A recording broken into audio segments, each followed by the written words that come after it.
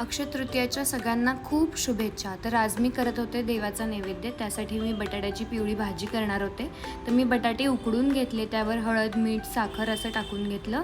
त्यानंतर फोडणीमध्ये जिरे, मोहरी, हिंग आणि कढीपत्ता, मिरची असं टाकून मस्तपैकी फ्राय करून घेतलं। त्यानंतर उकडलेले बटाटे त्यात टाकून छान मिक्स करून घेतलं। ही झाली आपली बटाट्याची भाजी। आता मी तयारीला लागले होते चिंचगुळाची आमटी करण्यासाठी। त्यासाठी मी परत एकदा फोडणी केली, जिरे, मोहरी, कढीपत्ता आणि घरचा काळा मसाला टाकून घेतला। त्यानंतर शिजवलेलं वरण त्याच्यात टाकलं आणि मस्तपैकी त्याला पातळ करण्यासाठी थोडंसं पाणी ॲड केलं। त्यानंतर एक उकळी आली की याच्यामध्ये चिंचेचं एक बुटूक टाकलं, त्याच्यानंतर थोडासा गूळ टाकला आणि त्यानंतर मला चटणी कोशिंबीर करायची होती, म्हणून मी काकडीची कोशिंबीर आणि शेंगादाण्याची चटणी करायला घेतली। त्यासाठी मी काकडीचं साल काढून मस्तपैकी खिसून घेतलं। त्यानंतर शेंगदाण्याचं कूट एका बाउलमध्ये घेतलं।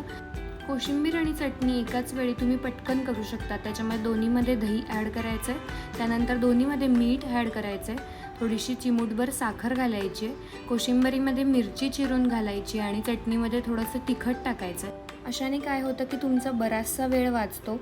त्यानंतर कोशिंबिरीमध्ये हिरवी मिरची छोटे छोटे तुकडे करून टाकायचे आणि चटणीमध्ये तिखट। त्यानंतर दोन्ही मिश्रणांमध्ये आपण मस्तपैकी जिरे, मोहरी, हिंगाची फोडणी घालायची आणि छान असं मिक्स करून घ्यायचं आहे। तर याच्याने तुमचा वेळही वाचला आणि दोन्हीही तयार झालं। आता मी तयारीला लागले होते आंब्याचा रस करण्यासाठी। आंबे पहिल्यांदा मस्त धुवून घ्यायचे। तर लहानपणी मी जेव्हा आजोळी जायचे तेव्हा मी आणि माझे आजोबा दरवेळेस रस करायचो आणि ही त्यांनीच मला शिकवलेली पद्धत आहे।